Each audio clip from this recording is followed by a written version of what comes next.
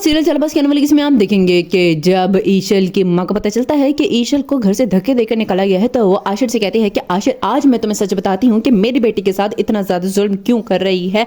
आयजा ये सुनते साथ ही ईशल बीच में बोल पड़ती है और कहती है कि नहीं मामा, आप चुप रहेंगी, आप एक लफ्ज भी नहीं बोलेंगी। सुनते साथ ही ईशल की माँ कहती है कि क्यों क्यों नहीं बोलेंगी, मैं मुझे बता देने दो ना। आशिर ये सुनते साथ ही कहते हैं कि क्या हुआ है आपको बताएं आंटी, ईशल को बीच में ना आने दें तो ज्यादा अच्छा होगा। सुनते साथ ही ईशल की माँ कहती है क्योंकि तुम्हें पता है कि ना सिर्फ तुम्हारे भाई रूहान और तुम्हारे बाप को बल्कि असद के भी आंखों में ऐसी धूल झोंके है ना आयजा ने कि तुम सोच भी नहीं सकते हो। सुनते साथ ही आशिर कहता है कि क्या मतलब, मैं कुछ समझ नहीं पा रहा हूँ आंटी, आप क्या कहना चाह रही हैं। सुनते साथ ही ईशल की माँ कहती है कि असल में अनाया का निकाह हो चुका था शेहान के साथ और ये बात जानती है आयजा, इतना बड़ा सच चूंकि जानती है तुम्हारी बीवी, इसलिए इस चीज का हिसाब लिया जा रहा है। दूसरे दिन में हम देखेंगे कि उधर जब असद का बाप असद से कहता है कि असद बेटा, ही तुमने बिल्कुल भी ठीक नहीं किया है और मेरा ख्याल है कि मुझे घर का बंटवारा कर देना चाहिए। तो सुनते साथ ही असद कहता है कि आप देख नहीं रहे हैं कि क्या सब कुछ हुआ है कि मैं अपने वारिस से हाथ धो दूं, आप नहीं चाहते कि इस घर में वारिस आए। तो सुनते साथ ही असद का बाप कहता है कि चाहता हूं, लेकिन जो सब कुछ हुआ है बहुत ही ज्यादा गलत हुआ है,